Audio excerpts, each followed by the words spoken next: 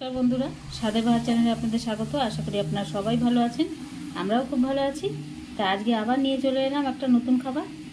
এই যে বিট তো আমরা বিটের তরকারি খাই, বিট ভাজা খাই, বিট দিয়ে অনেক কিছু করে খাই, কিন্তু আজকে আমি একটা নতুন খাবার তৈরি করে দেখাবো। এই যে বিট নিয়েছি আমি, বিট দিয়ে আমি আজকে একটা বাটা তৈরি করে দেখাবো। বিটটা আমি ধুয়ে পরিষ্কার করে কেটে টেটে নিয়েছি, আর নিয়েছি সঙ্গে রসুন, আর নিয়েছি পেঁয়াজ আর দুটো কাঁচা লঙ্কা।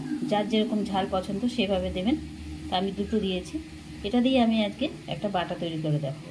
বাটা তৈরি করতে আমার কীভাবে করব আপনারা প্রথম থেকে শেষ পর্যন্ত ভিডিওটা দেখুন। তাহলে চলুন। যে কড়াই আমার গরম হয়ে গেছে, কড়াইতে সর্ষের তেল দিয়ে দেবো।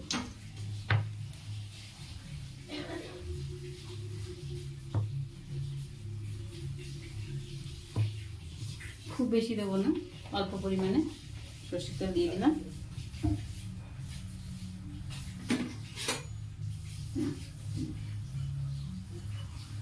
তেলটা আমার প্রায় গরম হয়ে গেছে, এর মধ্যে আমি রসুন, পেঁয়াজ আর কাঁচা লঙ্কাটা দিয়ে দেবো।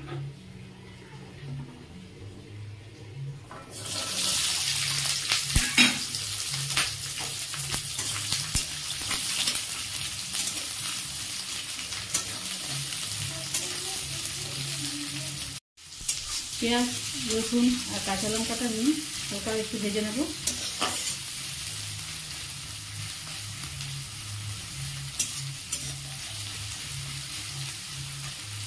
এর মধ্যে আমি বিটগুলো এখন দিয়ে দেবো।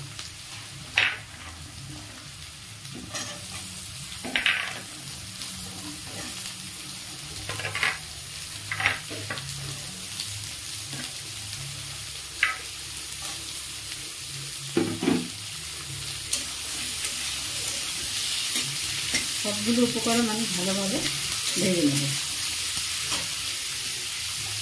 এর মধ্যে স্বাদ অনুযায়ী অল্প একটু নুন আর হলুদ দিয়ে দেবো, দিয়ে ভালো করে এটা ভেজে নেব।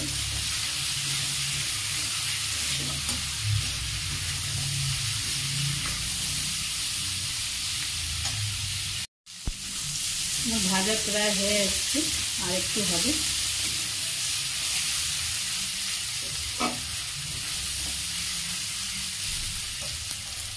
হয়ে গেছে, এবার নামিয়ে নেব।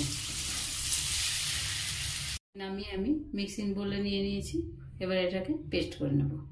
এই যে আমার বাটাটা তৈরি হয়ে গেছে, এবার আমি এটাকে টেলে নেব। কড়াইতে আর তেল দেবো না, যেটুকু তেল আছে ওর মধ্যে আমি কালো জিরা ফোড়ন দিয়ে দেবো।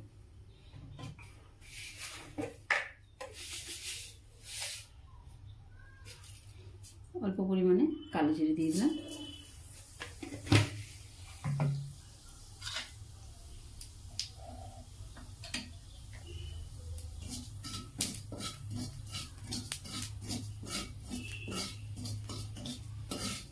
কালো জিরাটা একটু ভাজা ভাজা হলে এবার এই বাটাটা আমি এর মধ্যে দিয়ে দেবো।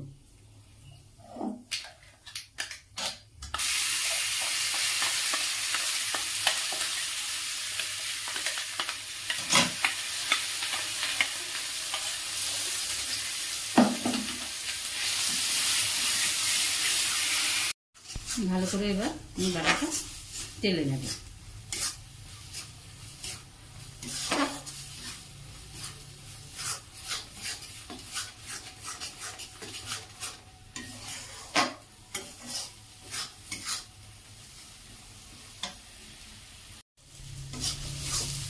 বাটাটা আমার টালা প্রায় হয়ে এসেছে, আর একটু আমি টালবো।